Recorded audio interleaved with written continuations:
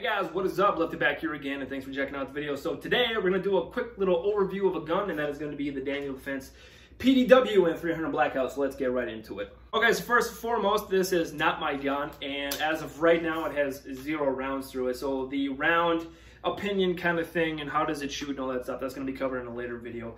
Right now, like I said, this is not my gun, and actually they just picked this up about a month ago or something like that. And they actually bought it by mistake. They thought it was a 5.56. And then once I found out it was 300 black, I'm like, yeah, you should probably sell that or get rid of it and get a 5.56, because 300 black is goddamn near impossible to find. It was like toilet paper at the beginning of this whole thing. But anyway, we still have it. And yeah, basically the reason why it was purchased was because of its overall package, right? You can see this little thing. It's pretty small if you have a trench coat because you're weird or some shit like that. You can put it underneath it, or you can put it in a backpack. Potentially, if you have a really small magazine. I only have 30 rounds for this thing, and these are the Magpul Gen 300 black ones or whatever. So, but yeah, just gonna do a quick little overview of it, and we'll get to the shooting and all that stuff later on. But I kind of want to just dive into this thing because it's very interesting, and we're not going to talk about the optic or anything else of this stuff. I just want to talk about the package.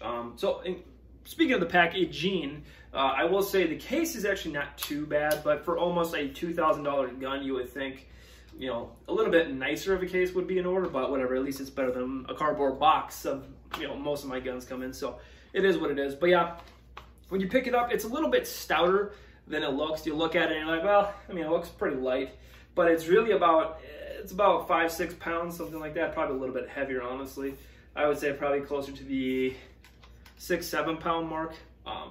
It's a thick bitch. It is a 30 cal gun, and it does have this big ass muzzle device, which I'm actually really curious to see what this thing does, if anything. And like I said, minus the optic, this is exactly how it comes. So take a gander at it, gun porn and stuff like that.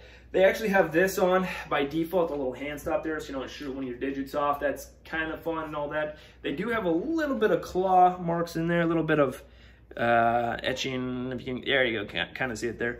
I would assume for barrier support to be able to wedge it against something. So, that's kind of interesting. But other than that, it's basically Untitled Defense. And Untitled Defense is kind of interesting. It's kind of like my arch nemesis, just because I prefer, usually far and away, BCM for most things.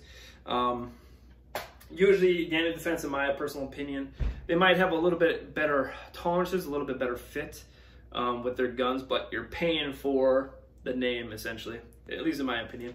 But they're not bad guns. They're just a little bit overpriced, in my opinion. So anyway, yeah, it's a little bit heavy. The rail seems good. I know Untitled Defense makes good rails, and now that they've kind of gone to the more slim style of rail systems instead of like the big quad rails that they used to have.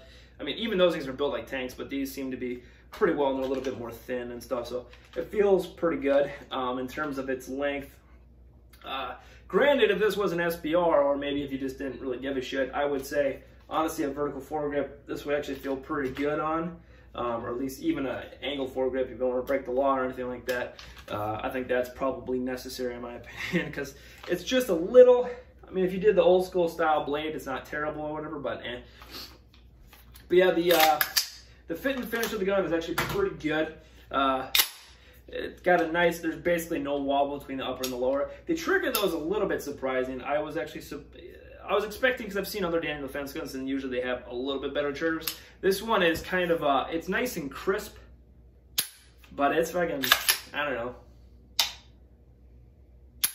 It honestly feels like a slightly polished mil-spec trigger. It's not overly heavy, but it's not as nice as you would think for a $3 rifle. And then people are going to be like, oh, it's like a fucking duty weapon or whatever. But yeah, sure, nowadays you can get really nice, crisp, light, duty-grade triggers, but I guess they wanted to save some money where they could. They do have their own charging handle here.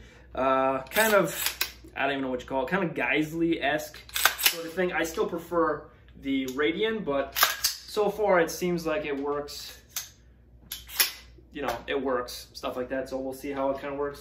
I like that it's kind of a medium thing. It's not an overly long one where I can snag it on shit, but at least there's enough, especially as a left-hander, there's enough meat there to actually grab it and not hitting my forward assist. That's why I do kind of prefer the Radian, because they're just a little bit longer a little bit more grippy when I rip it, if I have to, but I think it's a pretty good for what it is. Comes right on the gun, so I don't know, can't really complain about it. They do have their grip. I'm not a fan of the grips. They're like the rubber overmold ones. The angle is not bad. I don't know, it just feels weird having nothing but BCM grips or what have you. It's odd to get used to. Those are small things. I think the safety is a little mushy from what I'm used to, because I have the Radian 45-degree throws, and I think those are just fucking worth the money. Like every penny worth the money. But you know, it is what it is. It works. I know this gun is going to work. I'm not really too worried about that. Now let's get to the most interesting thing, which is the stock, which I think is made by Maxim Defense. Yes, so this is kind of your PDW slash brace stock thing, whatever you want to call it, or you know, you can call it a brace if you want to, you know, play the game or whatever. But I don't really know what to really think about this. The nice thing is, if you pull it really fast, it does go into a full extension, because otherwise, if you go nice and slow, if you kind of just creep it, oh, it gets caught, and oh, it gets caught again. So if you do pull it really quick, it does actually go to full extension, which was a thing I kind of figured out after playing with it a little bit, because otherwise at first I thought this thing was, I don't know, kind of not my favorite. But anyway, it does that, so that's fun. I think the placement here of the whole QD sling attachment point, or it's not QD, excuse me, but just the sling attachment point, I think that's kind of fucking garbage. I'm not exactly sure who thought that would be a good idea to have sling hardware dangling over your wrist, but you know, to each their own, I suppose. But it seems pretty well made in terms of just the stock. The gun has loosened up considerably well, considering when this thing was first brought over. I mean, the front takedown pin is still insanely hard, but now the back one's a little bit better, and I lubed the shit out of it, because it was basically impossible. So, but yeah, it does have a nice, really good fit, as you would hope for a $2,000 gun. And they do give you an H1 buffer, which I find a little odd. I would probably like a little bit heavier, but again, we'll have to see about all of that when we get there. But one thing I do like about this stock brace, whatever you want to call it, is that you don't need any type of weird buffer systems or anything like. I mean, it's got its own buffer system, but it's basically just a very short buffer tube, as opposed to other ones that have to use a special bolt carrier group and all that fun stuff. So, you know, at least there's that going for it. But I will say this brace stock thing is not the most comfortable. And when you're shooting a 30 cal round, I'm actually really interested in seeing how this thing actually feels in the shoulder, because that's what I hate about, you know, your kind of your fancier stocks that can be folded or like underfolded or shit. They look cool and they're a little bit more utilitarian in terms of stowing your weapon in a small pack or something, but fuck, they suck to shoot. So we'll see how this goes. But yeah, it feels good. I don't know. We'll see how it goes, I guess, and stuff like that. And then they do have their little composite dust cover. I'm not really sure why they do that, but you know, it saves weight, I guess. But that is pretty much it. Like I said, I'm really interested to see what this fucking thing does. It cuts down on the overall weight, as opposed to, because the barrel actually comes out to right about here. So if we had a muzzle brake or any type of muzzle device, it would put it more out here. So they found a way to get rid of it, a little bit of length, and hopefully this thing will go right back in your shoulder. However, I think with this stock, it might be a little uncomfortable. But we'll see.